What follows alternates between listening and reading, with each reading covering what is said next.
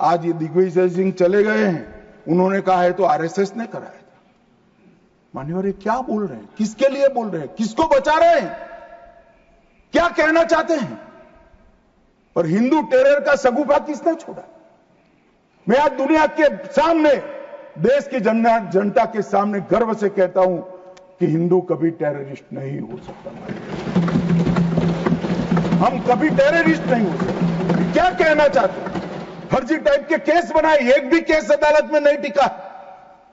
देशभक्त संगठनों पर आरोप लगाए आपने, सिर्फ आपकी छिछोरी राजनीति के लिए, क्षुल्लक फायदे के लिए। और फिर क्या कर लिया?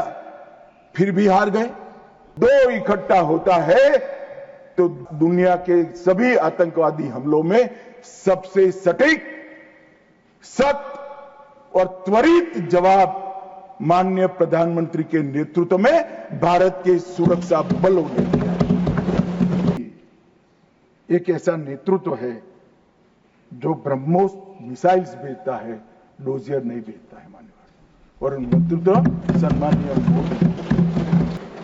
ये हमला कल्पना कर लीजिए, कांग्रेस के राज में हुआ होता तो क्या होता? अभी तो भाजपा सरकार है, एनडीए सरकार है, मोदी जी प्रधानमंत्री है। तीनों ने क्लीन चिट देने में 100 दिन लगा दिए। अगर कांग्रेस की सरकार होती तो पाकिस्तान को तुरंत क्लीन चिट मिल जाएगा। रक्षा मंत्रालय की जगह विदेश मंत्रालय काम करता।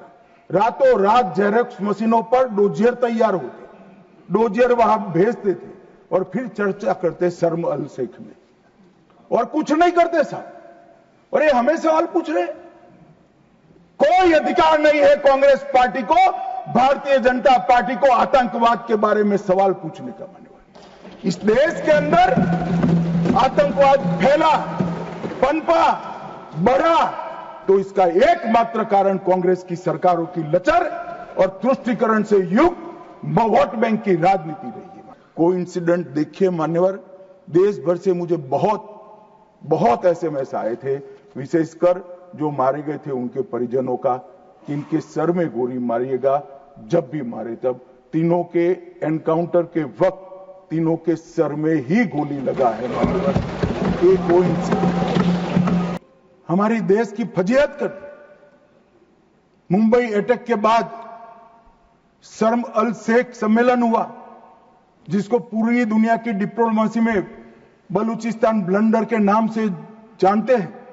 उसमें प्रस्ताव किया कि दोनों देश आतंकवाद के शिकार हैं। अब भला दुनिया में कोई पाकिस्तान को आतंकवाद का शिकार कह सकता है क्या?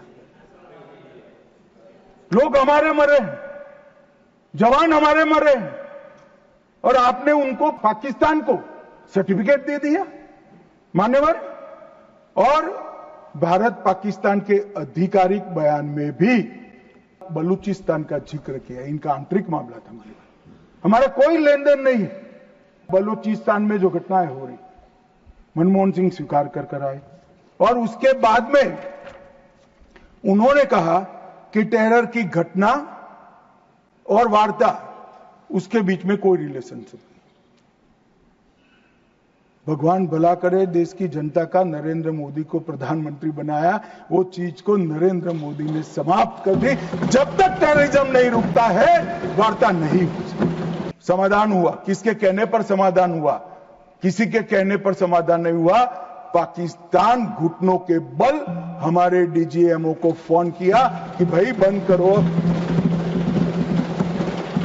पहले से हमारा मकसद युद्ध का नहीं था, ना पाकिस्तान के अवाम को हम नुकसान करना चाहते थे। मोदी जी ने तुरंत कहा कि अगर पाकिस्तान रोकता है तो रोक लीजिए, और इसको भी राहुल गांधी आगे बढ़ा रहे हैं।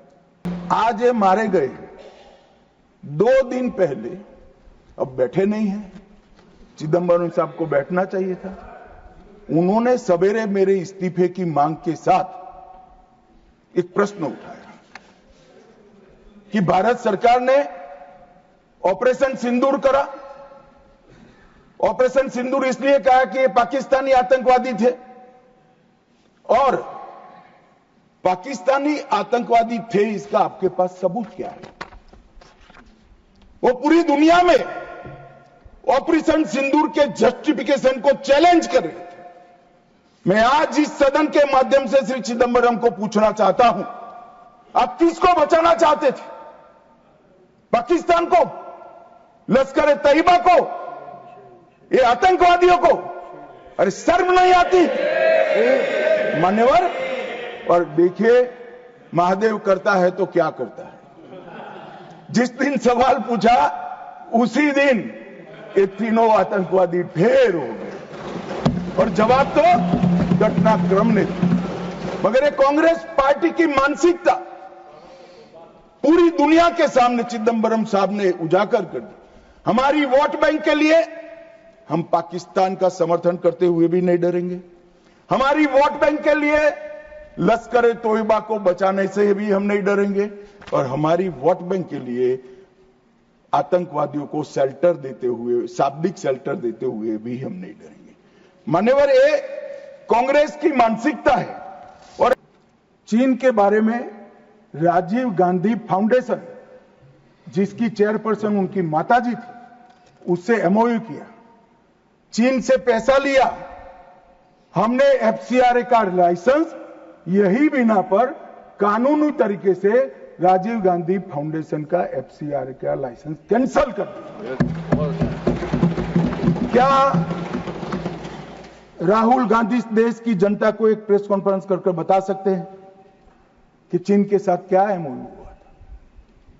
मान्यवर, हम जब हमारे सेनानी चीन की सेना के आंखों में आंख डालकर डोकलाम में सीना चौड़ा कर खड़े थे, तब ये चीन के राजदूत के साथ गुपचुप मीटिंग स्वयं राहुल गांधी ये तो पीढ़ियों से चीन प्रेम चला रहा है।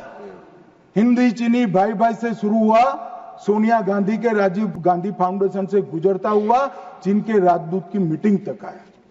मान्यवर, और ये हमें कह रहे हैं कि आपने चीन का नाम नहीं दिया। अरे भाई, जब देना है तब देंगे।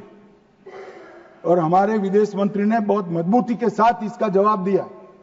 हर चीज प्रधानमंत्री को बोलने की जरूरत नहीं है, मगर आप देश की जनता को बताओ जरा, क्या एमओयू हुआ था? कितना पैसा लिया गया? चीन के राजदूत के साथ युद्ध की स्थिति में कैसे बात कर सकते हो? और आप प्रतिपक्ष के नेता हो,